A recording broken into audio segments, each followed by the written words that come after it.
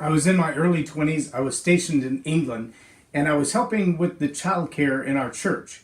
And there was this little girl who was probably 5 or 6 years old who thought it was appropriate while everyone was downstairs praying to run on the top of the chairs like a track star around the entire upstairs. Like thunder downstairs, she was shaking the building. Little bitty girl, but landing on every chair on this hardwood floor, transferring downstairs. Loud, tremendous noise. And after several times of asking her, please don't do that. Will you please just sit down? Will you calm down? I finally said to her, if you don't sit down, I'm going to have to spank your fanny. Now, I grew up in a family with corporal punishment, and so I wasn't too far removed from that at that point. But the words spank your fanny weren't as received in the same way that I would have expected them to be. In fact, the reaction was overwhelming.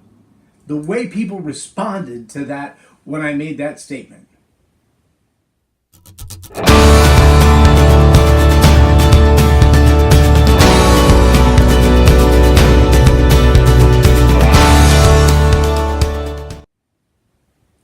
I'm J Loren Norris with Leading Leaders Podcast, and it wasn't the fact that corporal punishment was suggested that was the problem. Remember, this is almost 30 years ago.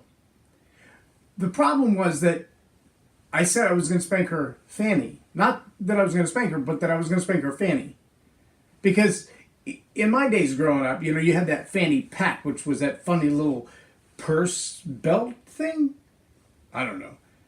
But the fanny pack normally was worn on the back or in the front.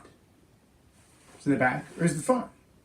See, in England, in the UK, where I was, the fanny isn't the back side of a person where they sit down. It's the front side of a young lady.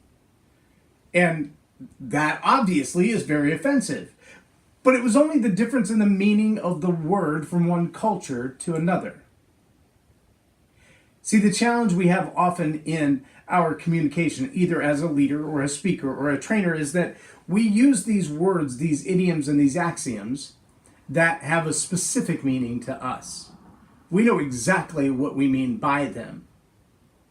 In the last episode, we talked about choosing your words carefully. But what I'm talking about today is how other people receive those words based on their history, their experiences, their memories.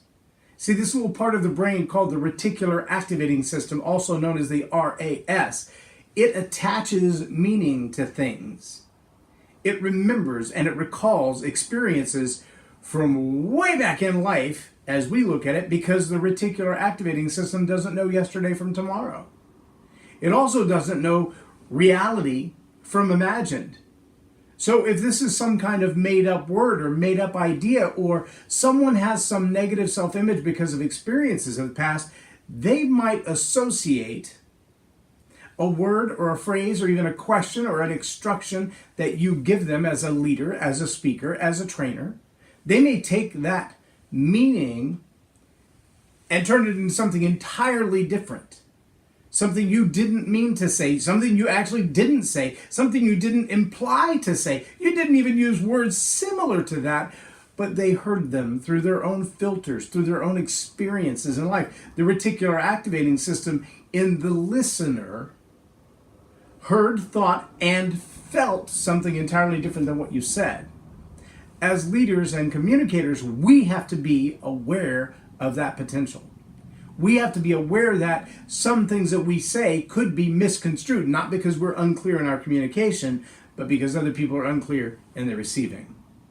And finally, the reticular activating system, it is a powerful tool for recall, but it can only recall what it's once been aware of. Zig Ziglar called it the green Buick theory. Nobody has a green Buick until you buy one, and then everybody in the world seems to have one. Another way to say that same thing is we become more aware of those things that we've become aware of. We recall the last time we heard that thing, saw that thing, went through that practice, exercised that program, and we can do it again because we have. But as John Maxwell says, you cannot give what you do not have.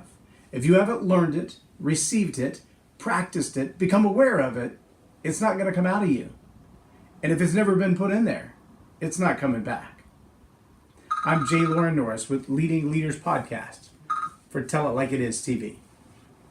Have a blessed day.